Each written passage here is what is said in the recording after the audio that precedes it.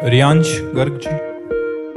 राधे राधे महाराज जी। महाराज जी, मैं प्रतिदिन नाम जप करता हूँ। मेरे पापा मुझे नाम जपने के हर 10,000 नाम जपने पे 200 रुपया देते हैं। महाराज जी, इससे मेरे को ज़्यादा पैसे मैं कमा लूंगा तो मैं जल्दी जल्दी नाम जप करता हूँ। तो महाराज जी, मैं लालच तो नहीं कर रहा है, यहाँ करता रहूँ। बहुत धन्यवाद। और आपके पिताजी को भी धन्यवाद जो आप अपने बच्चों को सत्मार्ग में लगाने के लिए ऐसा दुलार करते हैं, प्रलोभन करते हैं। हर माता पिता को ऐसा ही करना चाहिए कि आज हम तुमको आइसक्रीम पवाएंगे, तुम बैठ करके 1000 राधा नाम जप करो।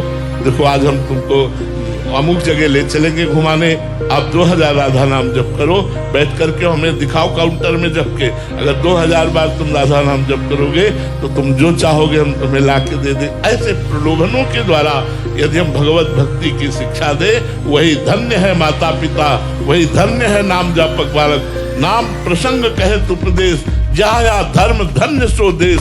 धन्य सो कुल जय जन्म भयो, धन्य सो तात धन्य सो माय। संत सकल सुनो चितलाय, श्री हरिवंश प्रताप जस। जो नाम जापक है वो कुल धन्य हो जाता है, वो माता धन्य, वो पिता धन्य, वो प्रदेश धन्य हो जाता है जहाँ भगवान का भक्त जन्मता है। तो इनमें जो आप संस्कार डाल रहे हैं, यही संस्कार इनके जवानी में जब फलीभूत होंगे तो एक सदगृहस्थ भागवत होंगे, सदगृहस्थ धार्मिक पुरुष होंगे, क्योंकि नाम इनकी बुद्धि को परम पवित्र कर देगा।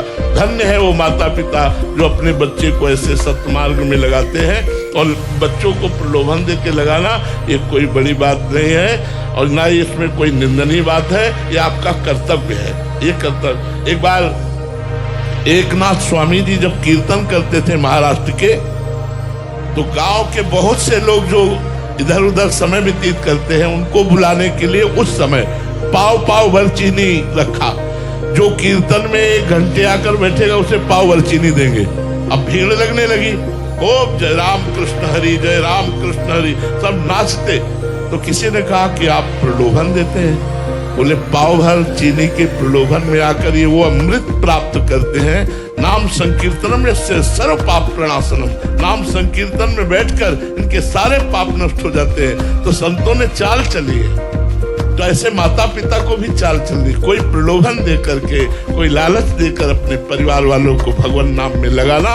नाम में लगा कि जीवन उसका मंगलमय होगा। नाम जपत मंगल दिशि दसहु, भाव कुभाव अनख आलसो। भाव से, कुभाव से, अनख से, आलस्य से कैसे भी नाम जप करे उसका 10 दिशाओं में मंगल ही होता है। बहुत सुंदर, बहुत अच्छा लगा। आकाश जी, राधे राधे महाराज जी। महाराज जी, हमने आपके श्रीमुख से सुना है कि भगवान के घर का सदस्य बन जाओ। महाराज जी, कृपया बताने की कृपा करें कि घर का सदस्य कैसे बना जाता है। भगवान को अपना मानना, पिता मान लो, भाई मान लो, मित्र मान लो, पुत्र मान लो, प्रीतम मान लो, कुछ तो मान लो।